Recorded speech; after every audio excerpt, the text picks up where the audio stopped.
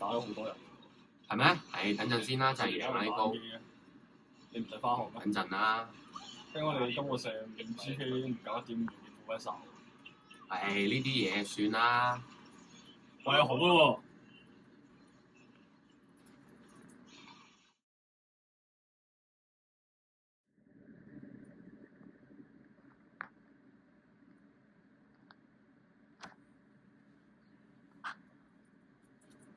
喂，夠鐘食飯喎！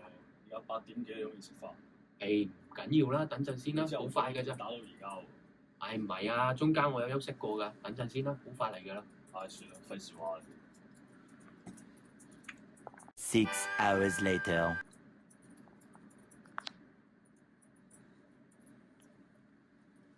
喂，而家朝頭早6點喎，你仲打緊？係咩？6點啊？哎呀，我唔知喎，等陣先。瞓覺喎，你搞咩啊？我就嚟瞓㗎啦，我就瞓㗎啦。你唔會覺得你自己離譜咗少少啊？哎呀，等陣先啦，打埋呢鋪就係輸啦。仲打啊 ？OK。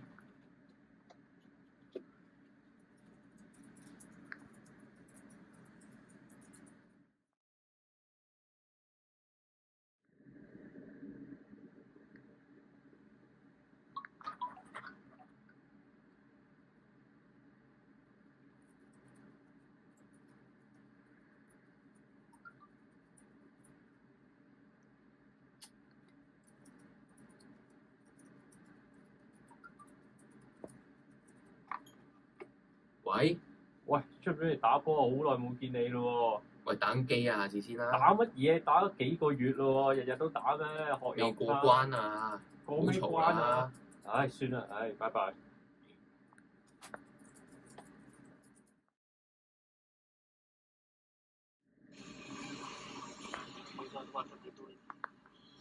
喂，食飯啊喂！等陣啦。喂，玩好耐啊，開門啊！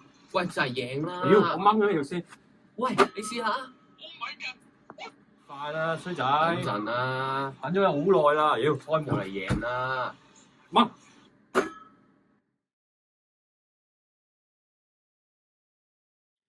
遊戲成癮嘅原因有好多，有研究發現兒時創傷會令到一個人更加容易打機上癮。當然，貧富壓力都係一個原因。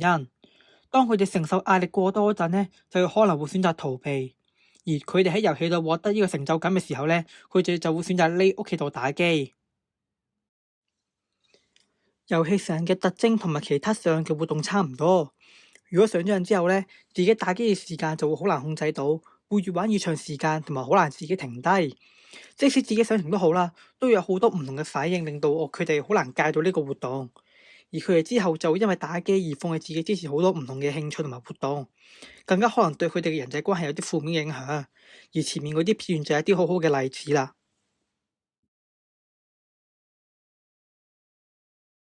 喂，你哋社區服務中心？係啊，呢度係臨社工，有咩幫到你？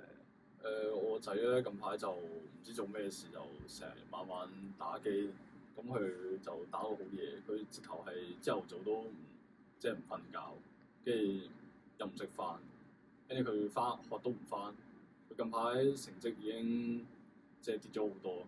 佢之前佢都唔使休學，佢而家佢要被逼要休學咯。